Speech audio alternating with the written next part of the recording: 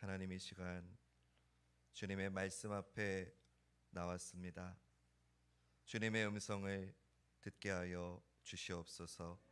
주님의 말씀 앞에 내 약함이 치유되게 하시고 나의 완고함이 꺾어져서 주님의 마음이 우리에게 공급되는 시간 되게 하옵소서. 전하는 부족한 자나 듣는 모든 자들에게 하나님의 은혜와 사랑만이 충만한 시간 되게 하옵소서.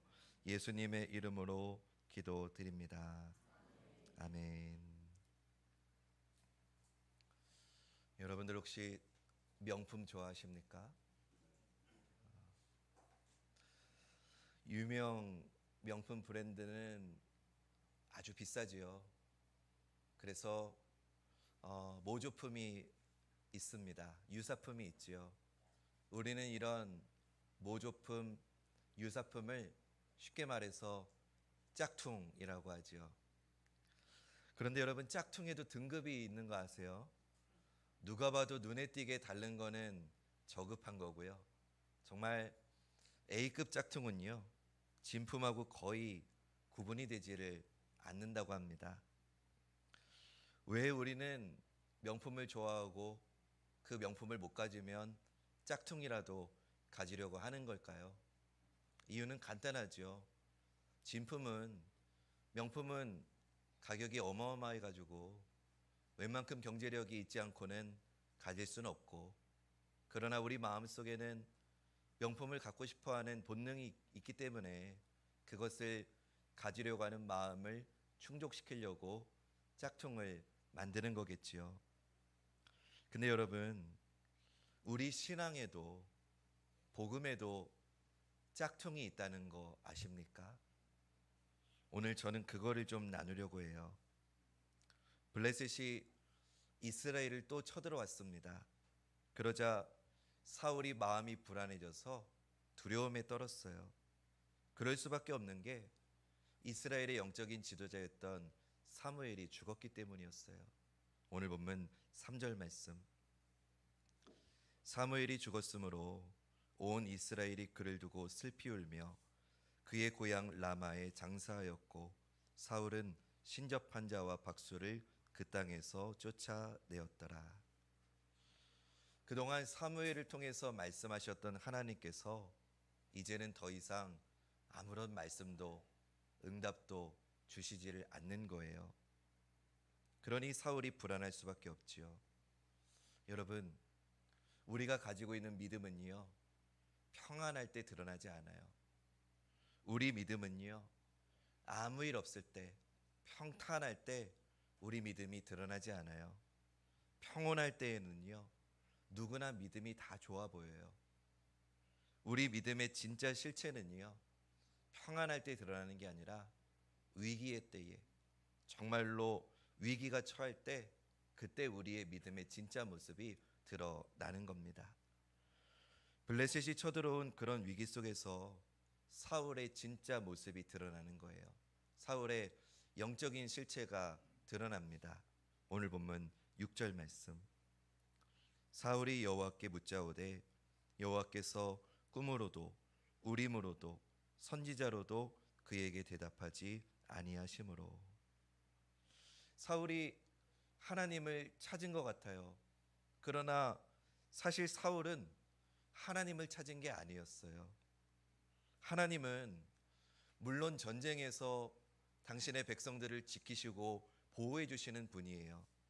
그러나 여러분, 하나님이 정말로 원하시는 거는요, 어떤 하나님이 주시는 보상을 우리가 바라는 걸 하나님이 원하시는 게 아니고요, 하나님이 정말 우리에게 원하시는 거는요, 한번 따라해 볼까요? 하나님은 인격적인 만남을 원하신다. 아멘. 하나님은 우리에게 우리가 하나님과 정말 인격적인 신앙의 교제를 갖기를 원하세요. 그러나 사울은 하나님이 이토록 원하시는 하나님과의 인격적인 교제를 갖지 못했지요. 하나님 앞에서 자기 죄를 회개하지 못했어요. 하나님 은혜에 감사하며 섬기지도 못했어요. 하나님 말씀대로 자기 삶을 바꾸어 나가는 그런 참된 믿음이 있질 못했어요. 그저 지금 사울은 이 전쟁 중에서 나에게 도움을 줄 수 있는 분, 그리고 나에게 유익을 줄 수 있는 하나님의 그 보상이 필요했던 거지요. 하나님의 유익이 그에게는 필요했을 뿐이었어요. 그러니 사울 그가 찾은 건 하나님이 아니라 지금의 이 전쟁에서 승리를 하게 해주시는 하나님의 능력, 아니면 이 전쟁을 이길 수 있는 어떤 승리의 아이템을 그는 원했던 것 뿐이지요. 하나님은 사실 여러 번 사울에게 수차례 사울아 나하고 교제하자라고 말씀하셨어요. 회개하라고 하셨어요. 하나님의 말씀 앞에 돌아오라고 하셨어요. 그러나 사울은 그의 귀를 닫고 마음을 닫았지요. 하나님과의 관계가 완전히 깨질 수밖에 없게 된 거예요. 여러분, 하나님과의 관계가 깨지면 사람은요 엉뚱한 데서 길을 찾아요. 지금 사울이 그러고 있어요. 오늘 본문 7절 말씀.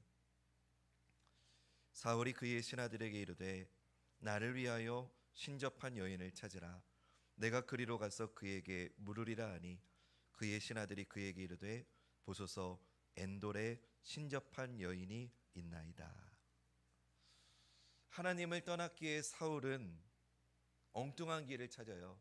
신접한 여인을 찾았대요. 오늘 본문에 보니까 신접한 여인을 오늘 우리에게 익숙한 단어로 바꾸면은 무당이지요. 분명히 하나님은 하나님 말씀에 신접한 자를 하나님이 매우 싫어하신다고 분명히 말씀하셨어요. 신접한 자뿐만 아니라 그 신접한 자를 따르는 자들까지도 하나님이 벌하시겠다고 분명히 말씀하셨어요. 레위기 19장 31절과 20장 6절 말씀이 그거를 알려주거든요. 너희는 신접한 자와 박수를 믿지 말며 그들을 추종하여 스스로 더럽히지 말라. 나는 너희의 하나님 여호와이니라. 접신한 자와 박수무당을 음란하게 따르는 자에게는 내가 진노하여 그를 그의 백성 중에서 끊으리니. 하나님은 신접한 자를 이렇게 싫어하신대요. 그리고 그 신접한 자를 따르는 것도 하나님이 벌하시겠다고, 백성 중에서 끊으시겠다고 하실 정도로 하나님이 이렇게 신접한 자를 싫어하신대요. 왜일까요? 여러분, 무당은요, 신접한 무당은요, 우리 마음에 두려움을 주입해요. 여러분 혹시 무당에게 가가지고 위로받고 왔다는 얘기 들어보셨어요? 점집에 가가지고 눈물을 흘리면서 위로받고 왔다는 얘기 들어보셨어요? 무당은요 한결같이 우리를 겁나게 해요. 물 조심해. 보인다 보여. 남편 조심시켜. 하나같이 다 우리를 두렵게 해요. 그래서 신접한 사람들은 우리 마음속에 두려움을 주입해서 하나님을 믿지 못하게 해요. 그리고 결국 사단의 장난질로 우리 인생을 망가뜨리는 게 이 무당이 하는 짓이기 때문에 하나님은 그런 신접한 자, 그리고 신접한 자를 따르는 거 매우 싫어하시는 거예요. 하나님이 이렇게 싫어하시는데 그럼에도 불구하고 오늘 본문에 사울이 무당을 찾아가서 그 신접한 여인에게 사무엘의 영혼을 불러내려고 합니다. 사무엘상 28장 11절 말씀. 여인이 이르되 내가 누구를 내게로 불러 올리랴 하니 사울이 이르되 사무엘을 불러 올리라 하는지라. 하나님이 분명히 싫다고 하셨는데 하나님 말씀에 정면으로 지금 도전을 사울이 하는 거지요. 여러분 너무 안타깝지 않습니까? 하나님을 찾아야 되는 이스라엘의 왕이 하나님을 찾지 않고 무당을 찾고 있는 거예요. 하나님을 인격적으로 만나야 될 이스라엘의 왕이 하나님을 만나지 못하고 사무엘로 위장한 귀신을 만나려고 하는 거예요. 여러분 이건 무슨 뜻일까요? 지금 사울의 마음과 그의 생각에는 하나님이 없다는 거겠지요. 신접한 여인이 사무엘의 영혼을 불러 올립니다. 사무엘상 28장 14절 15절 말씀. 사울이 그에게 이르되 그의 모양이 어떠하냐 하니 그가 이르되 한 노인이 올라오는데 그가 겉옷을 입었나이다 하더라. 사울이 그가 사무엘인 줄 알고 그의 얼굴을 땅에 대고 절하니라. 사무엘이 사울에게 이르되 내가 어찌하여 나를 불러 올려서 나를 성가시게 하느냐 하니 사울이 대답하되 나는 심히 다급하니이다. 블레셋 사람들은 나를 향하여 군대를 일으켰고 하나님은 나를 떠나서 다시는 선지자로도 꿈으로도 내게 대답하지 아니하시기로 내가 행할 일을 알아보려고 당신을 불러 올렸나이다 하더라. 여러분, 제가 여기서 좀 여러분께 여쭤볼게요. 여러분들 생각에는 지금 이 신접한 여인이 불러낸 이 대상이 사무엘이라고 생각하십니까? 많은 분들이 궁금하실 것 같아요. 무당들이요, 막 돌아가신 할머니 목소리를 막 똑같이 흉내내지 않습니까? 또 죽은 우리 가족의 말투를 똑같이 하지 않습니까? 또 이거는 분명히 우리끼리만 아는 이야기인데 무당이 그 일을 언급하면서 말을 하면은 우리는 어떤 생각 듭니까? 맞네, 맞아, 이 진짜 용하다, 맞아, 우리 아버지 맞아, 죽은 우리 아들 맞아. 우리 이럴 때가 있지 않습니까? 우리는 직간접적으로 무당이 이런 일을 하는 거를 보셨을 것 같아요. 그러면 우리는 이런 일들을 어떻게 받아들여야 될까요? 정말로 이 신접한 여인이 불러 올린 대상이 정말 사무엘일까요? 사무엘의 영혼일까요? 여러분, 제가 오늘 분명한 답을 드리겠습니다. 아닙니다. 그럴 수 없습니다. 우리는요, 하나님의 말씀인 성경을 통해서 사단이 하는 사단의 장난질을 우리가 파악할 줄 알아야 돼요. 사단은요, 자기를요 광명의 천사로 가장할 수 있다고 성경은 말씀합니다. 고린도후서 11장 14절 말씀. 이것은 이상한 일이 아니니라 사탄도 자기를 광명의 천사로 어떻게 한대요? 가장한대요. 또 사탄은요, 큰 표적과 기사를 통해서 심지어는 예수님을 흉내내기도 한다고 성경은 말해요. 마태복음 24장 23절 24절 말씀. 그때의 사람이 너희에게 말하되 보라, 그리스도가 여기 있다 혹은 저기 있다 하여도 믿지 말라. 거짓 그리스도들과 거짓 선지자들이 일어나 큰 표적과 기사를 보여 할 수만 있으면 택하신 자들도 미혹하리라.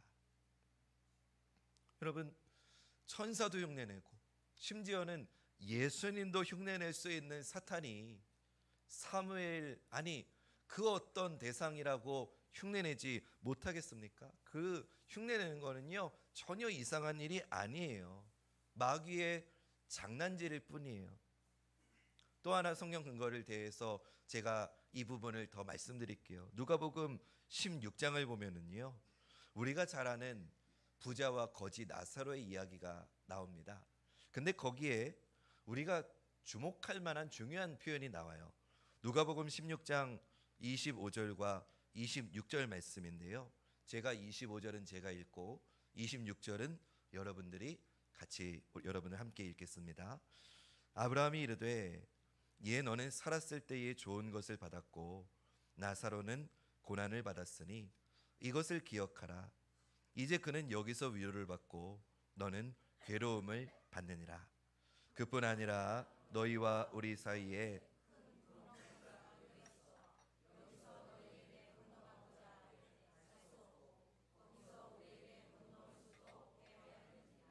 아멘. 여기서 굉장히 중요한 표현이 있어요. 너희와 우리 사이에 큰 구렁텅이가 놓여 있어 건너갈 수도 건너올 수도 없다라고 말씀합니다. 그러니까 죽은 대상을 불러올 수도 없고요, 죽은 대상이 건너올 수도 없다고 하나님의 말씀인 성경은 말씀합니다. 그러니 여러분, 이제 오늘 이후로 확실히 아셔야 됩니다. 무당이 접신해서 죽은 자 흉내를 내는 거, 죽은 우리 아버지 말투를 똑같이 하는 거, 우리밖에 모르는 일을 그 무당의 입을 통해 듣게 되는 거 하나도 놀라운 일 아니에요. 사단이 다 장난질 치는 거예요. 그러나 분명한 건 그 무당이 흉내내고 있는 우리가 사랑하는 그 대상이 오는 게 절대로 아니라는 거예요. 사단은 천사로도 가장할 수 있고 예수님 흉내도 내는 거예요. 그러니까 사무엘 아니라 사무엘의 할아버지 흉내도 사단은 언제든지 낼 수 있기 때문에 우리는 그런 사단의 장난질에 결코 미혹이 돼서는 안 될 겁니다. 다시 오늘 본문 말씀으로 돌아와서, 그런데 우리가 참 안타까운 모습을 보게 되는 거죠. 이스라엘의 왕이 거룩하시고 영원하신 하나님의 은혜를 완전히 잊어버렸어요. 그리고 하나님의 말씀의 능력을 완전히 다 잃어버린 거지요. 그러니 이제는 무당에게 머리를 조아리면서 자기의 미래를 의지하고 있고요. 영적인 무지에 빠져가지고 악한 영의 속임에 완전히 넘어가 버리는 비참한 존재로 사울이 전락했다는 것을 우리가 보게 되는 거죠. 사랑하는 여러분, 저는 오늘 이런 사울의 모습을 보면서 우리의 믿음의 모습을 한번 돌아보았으면 좋겠어요. 우리 믿음은, 여러분, 우리 믿음은 진짜 믿음입니까? 아니면 짝퉁 믿음입니까? 여러분, 우리가 예수 그리스도의 이름으로 모이고 있는 우리 관악중앙교회는 복음 공동체입니까? 아니면 사람들의 친교 모임입니까? 오늘 설교 제목은요, 복음에도 짝퉁이 있습니다 입니다. 우리 믿음이 복음에 근거한 것인지, 우리 교회가 진짜 복음 위에 세워진 신앙 공동체인지 오늘 주시는 말씀 앞에서 정말로 진솔하게 되돌아보고 점검받을 수 있기를 간절히 주님의 이름으로 축원합니다. 우리 믿음이 진짜인가를 점검할 수 있는 요소가 세 가지인데요, 앞에 화면에 나와요. 첫 번째 요소는 참된 복음이고요, 두 번째는 기독교적 종교 생활이고요, 세 번째는 짝퉁 복음이에요. 먼저 첫 번째, 참된 복음. 이건 말할 게 없지요. 이게 우리 믿음의 본질이에요. 교회는 너무나 당연한 말이지만 교회는요, 참된 복음 위에 있어야 합니다. 여러분, 복음만이 우리 신앙의 모든 것입니다. 복음은요, 예수 그리스도의 십자가, 그 주님의 십자가가 나의 모든 죄를 사하셨다는 것, 그 앞에서 회개하고 주님만을 구주로 영접하면 하나님의 자녀가 되는 권세를 얻는다는 복된 소식인 줄로 믿습니다. 복음은 하나님이 주신 우리에게 가장 좋은 선물이고요, 복음은요, 교회를 교회되게 하는 거예요. 그러니까 이 복음이 없으면은요, 교회는 교회가 아닙니다. 복음이 없이는 교회는 교회가 아니에요. 이 복음과 성경의 진리를 우리는 절대적으로 지켜야 되고요, 이 복음 위에 교회와 또 우리 신앙의 삶이 세워져야 될 줄로 믿습니다. 근데 문제는 우리가 이 복음의 본질에 점점 무관심한 채 교회를 다닐 때가 있다는 겁니다. 오래 교회를 다니다 보니까 신앙생활이 익숙해져 버리는 거예요. 또 마음의 염려와 근심 때문에 하나님의 말씀이 더 이상 내 마음속에, 내 심령 속에 감동을 일으키지를 못하는 거예요. 마음의 염려와 세상의 근심 때문에. 예배가 감격스럽지 않아요. 은혜를 사모하지도 않아요. 복음을 향한 열정과 기쁨이 다 식어버리고 영적으로 너무나 무디어져 있을 때가 있다는 거죠. 사랑하는 여러분, 오늘 나를 한번 돌아봅시다. 지금 나는 어떻습니까? 혹시 나도, 혹시 우리도 이렇게 복음의 열정이 식고 영혼이 무디어져 가고 있는 건 아닙니까? 사랑하는 여러분, 저는 정말 간곡한 마음으로 여러분들께 권면드립니다. 사랑하는 여러분, 우리 다시 복음 앞에 믿음으로 섭시다. 할렐루야. 우리 다시 복음 앞에 서야 합니다. 끊임없이 복음의 말씀을 듣고 배우고 복음으로 우리의 마음과 삶을 새롭게 해야 됩니다. 그리고 그것을 위해서 날마다 성령님의 도우심을 간구해야 됩니다. 왜냐? 이것이 우리의 믿음의 본질이기 때문입니다. 두 번째, 우리의 믿음이 진짜인가를 가늠할 수 있는 두 번째 척도는요, 기독교적 종교생활이에요. 우리 한번 이거 따라해 볼까요? 기독교적 종교생활. 이게 좀 헷갈릴 수 있어요. 여러분 잘 들어보세요. 기독교적 종교생활은요, 본질은 아니에요. 그러나 교회 생활에 속해 있는 것들이에요. 만약에 내 안에 복음의 본질이 분명하면은요, 이 기독교적 종교생활이 기쁨이 됩니다. 유익이 됩니다. 그러나 신앙의 본질인 복음이 약해지거나 그 복음을 잃어버리면은요, 비본질적인 종교 활동에 더 집중하고 더 거기에 매이게 되어 있습니다. 집착하게 됩니다. 복음이 신앙의 내용이 되어야 되는데 형식과 활동이 복음을 밀어내고 중심 자리를 차지하게 됩니다. 제가 조금 더 쉽게 설명을 드릴게요. 교회 봉사하는 거, 헌신하는 거 귀한 겁니다. 그러나 여러분, 교회는요, 봉사하기 위해서 모이는 곳은 아닙니다. 여러분, 교회는요, 사회복지하려고 모이는 곳 아닙니다. 교회는요, 우리가 교회로 모이는 가장 근본적인 목적은요, 하나님을 예배하기 위함인 줄로 믿습니다. 이것이 본질입니다.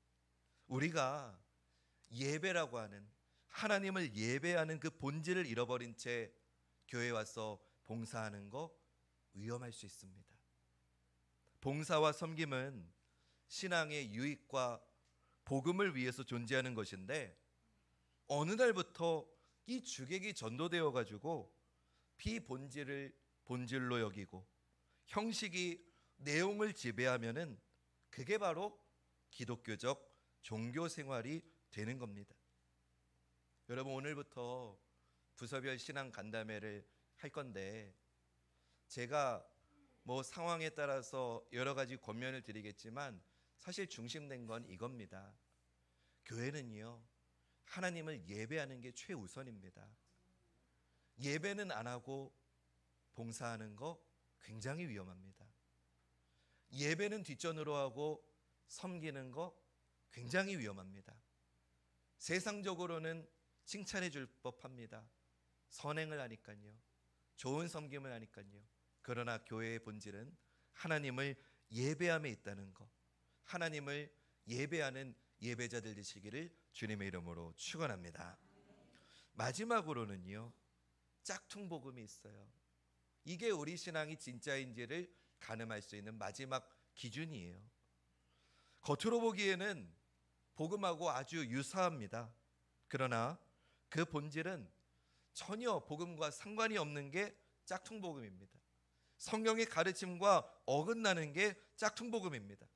그래서 짝퉁 복음은요, 사람을 속이고요, 복음에서 멀어지게 하고요, 참된 믿음의 은혜를 잃어버리게 합니다. 오늘 본문에 나오는 사울의 모습이 짝퉁 복음의 전형이라고 할 수 있습니다. 사무엘이라고 하는 존재는 고귀한 하나님의 종인데, 그러나 사무엘의 모습이 나타났지만 그건 사무엘이 아니었거든요.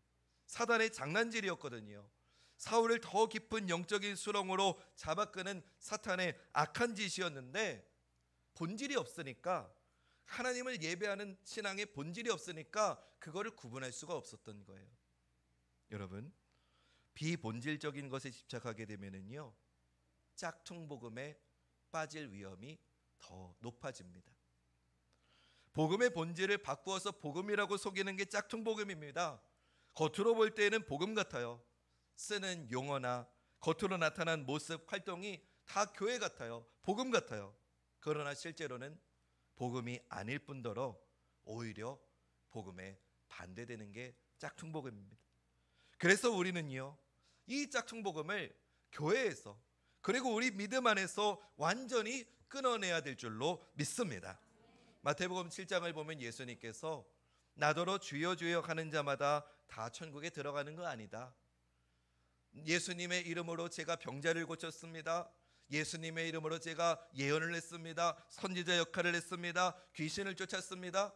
아무리 그래도 예수님이 패역한 자야, 내가 너를 도무지 알지 못한다라고 말하는 자가 분명히 있다고 말씀하셨어요. 그게 짝퉁복음입니다. 그러면 이 짝퉁복음을 어떻게 구분할 수 있느냐, 그걸 말씀드려야겠죠. 여러분, 복음에서 멀어져 있는 짝퉁복음은요, 내 귀에 달콤합니다. 내 입에 향긋합니다.